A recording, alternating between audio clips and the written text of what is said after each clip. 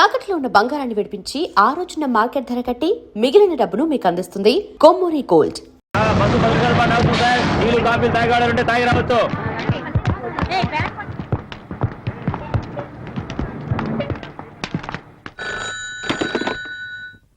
Hello hello, నేను రత్నాన్ని మాట్లాడుతున్నాను.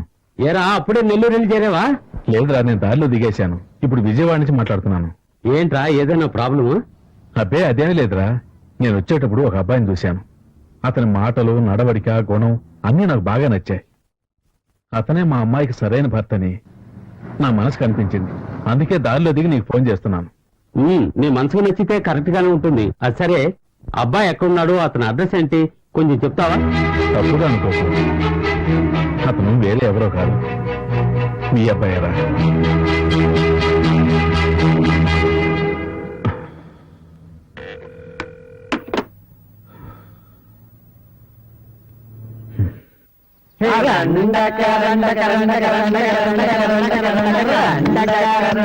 ఎక్స్క్యూజ్ మీ, మీది ఏ డిపార్ట్మెంట్?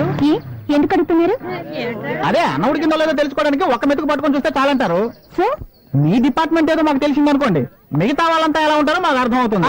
అనవసరంగా మీలాంటి వాళ్ళ చుట్టూ తిరిగి మా టైం వేస్ట్ చేస్తాం. ఇంకో చోటుకి వెళ్ళి మంచి ఫిగర్స్ లైన్ వేసుకుంటాం. మీరంతా ఎందుకు కాలేజ్కి వస్తారో అర్థం కావట్లేదు. ఇది కొట్టడానికి స్త్రీయా? పోరా. ఏ మరీ అంత పొగడకు. ఇది నీకు అవసరమంటా? వదిలేరా.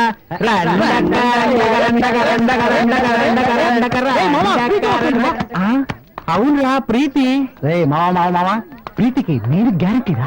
పోరా, ప్రీతికి నేనే గ్యారంటీ. ప్రీతికి నేను మాత్రమే గ్యారంటీ. లేదు మామా, ప్రీతికి నేను ఒక్కనే గ్యారంటీ. నేనే గ్యారంటీ. ఈ అమ్మాయిని వదిలేసి వెళ్ళిపోతాను. హాయ్ తాతయ్య.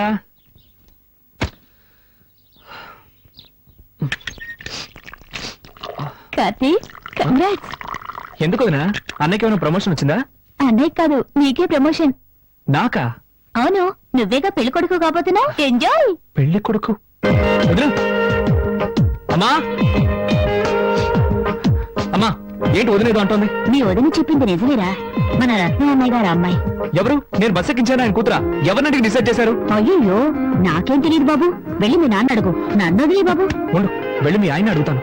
సర్వమంగళ మాంగళ్యే శివే సర్వార్థ సాధికే శరణ్యే త్రయంబకే దేవి. అదే, నన్ను ఎంత కమ్మారని అడుగుతున్నా. నేను చేస్తున్న పని ఏంటి, నువ్వు అడుగుతోందేంటి? చెప్పేవు శ్రీరంగ నీతులు, దూరేవు దొమ్మర గుడిసెలను ఊరికే అనలేదు. ఏంటి ఆగుతున్నావు? నేనేం బాగట్లేదు. ఉదయం మీరు ఓవర్ యాక్ట్ చేసినప్పుడే అనుకున్నాను, మీ ఫ్రెండ్ తో చెప్పే ఉంటారే మా అబ్బాయి చాలా మంచివాడు, నేను గీసిన గీత దాటడు అని. చెప్పుంటారు, తప్పకుండా చెప్పుంటారు. అవును, ఎవరినడికి మ్యారేజ్ ఫిక్స్ చేశారు? ఎవరిని అడగాలి? చేసుకోబోయే నన్ను అడగాలి. నేను మిమ్మల్ని అడిగానా నాకు ఇప్పుడు పెళ్లి చేయండి అని? నువ్వు అడగక్కర్లేదురా, నేను నీ కన్న తండ్రి, నాకు తెలిసి ఏం చేయాలో. ఈ కథలన్నీ నా దగ్గర వద్దు. నాకు ఇప్పుడు పెళ్లి చేసుకునే ఐడియా లేదు. ఒకవేళ ఉన్నా నాకంటూ కొన్ని ఆశలు ఆశయాలు ఉన్నాయి. మీరు చెప్పిన వాటి అన్నిటికీ నేను తలాడించలేను, నా వల్ల కాదు. నా మాట వినుకుంటే నువ్వు ఇంట్లో ఉండక్కర్లేదు, బయటకెళ్ళు. మీరు ఈ మాట అంటారని నాకు ముందే తెలుసు. ఉదయం 1 లీటర్ పెట్రోల్ వేస్ట్ చేసుకుని పల్లెటూరు పార్టీని తీసుకెళ్ళినప్పుడే అనుకున్నాను నాకు ఈ శాస్త్రం జరగాల్సిందే. ఏమండి, వెళ్ళి మాట్లాడండి. రే కార్తీక్, ఎక్కడికి రా వెళ్తున్నావు? ఎవరికి తెలుసు? రే నిన్నే అడిగేది. అది నా షర్ట్ రా, కింద పడేయ్. గొప్ప షర్టు. ఎక్కడికి రా వెళ్తున్నావు? నేను ఎక్కడికి వెళ్తే నీకెందుకు? నన్ను ఇంట్లో ఒక మనిషిగా ఎవరైనా గుర్తిస్తేగా. రే, పెద్ద తెలివైన వాళ్ళ మాట్లాడుకో. పెద్ద ఏదో నిర్ణయించాడు, అది కొంచెం ఓపికగా వినకుండా వెళ్ళిపోతాను అంటావేంటి? నువ్వు ఒట్టి పెరుకోడవి, నీకేం తెలియదు. రే, ఆఫీస్ పడి సీట్ క్రియేట్ చేయకు. ఇటు బయటికి రే, పోరా, ఇవ్వరా, వెళ్ళరా. ఏ వచ్చే రే పైవాలి, రే వచ్చి సి పైవాలి, సి వచ్చే డి పైవాలి.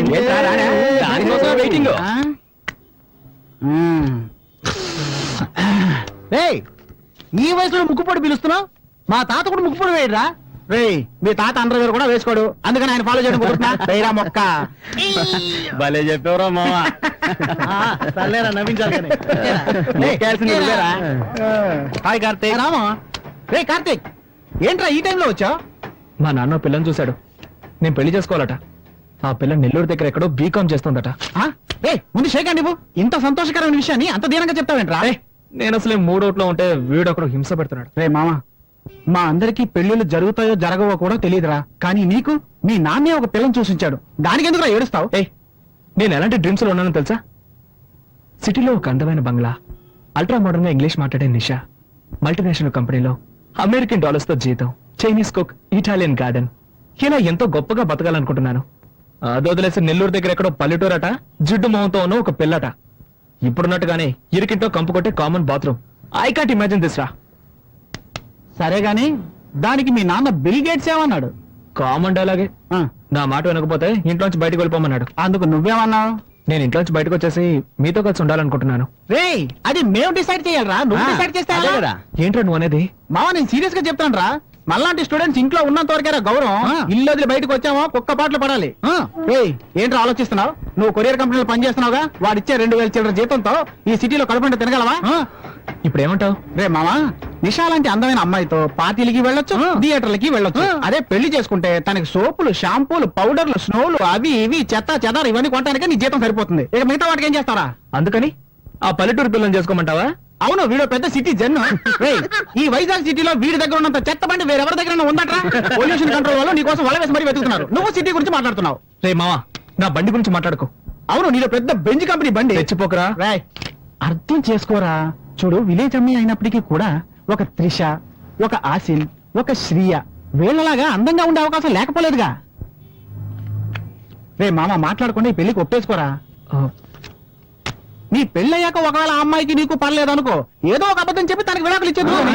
ఆ తర్వాత నువ్వు లవ్ చేస్తున్న అమ్మాయి ఉంది, నిషానో ఆ అమ్మాయితో జనక జనరే అంటూ పాటలు పాడుకోవా. మామ, నీ మంచి కూడా చెప్తాను రా, ఇలాంటి అవకాశం మళ్ళీ రాదురా. దాన్ని వాయిదా వేయకు, మర్యాదగా ఒప్పేసుకో.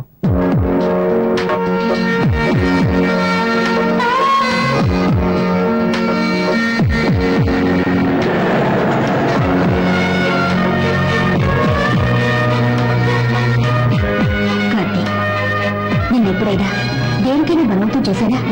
ఈ ఒక్కసారికి నా మాట విని మీ నాన్న చెప్పిన అమ్మాయిని పెళ్లి చేసుకో.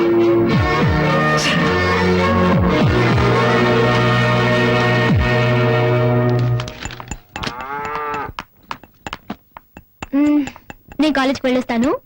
వెళ్ళు వెళ్ళు, ఇంకో 10 రోజులేగా, నీ ఇష్టం వచ్చినట్టు తిరుగు. ఏంటి మాటలు అదోలా ఉన్నాయి? ఏంటి విషయం? ఏం లేదమ్మా, ఇప్పుడు కాలేజీకి వెళ్తున్నావుగా, తర్వాత మాట్లాడుకుందాం. లేదు, నాకు ఇప్పుడే తెలియాలి. మనసులో ఏముందో చెప్పండి. చెప్పటానికి ఏముంది, నా ఫ్రెండ్ కొడుకు కంప్యూటర్ చదువుతున్నాడు. పెద్దలంటే చాలా గౌరవం.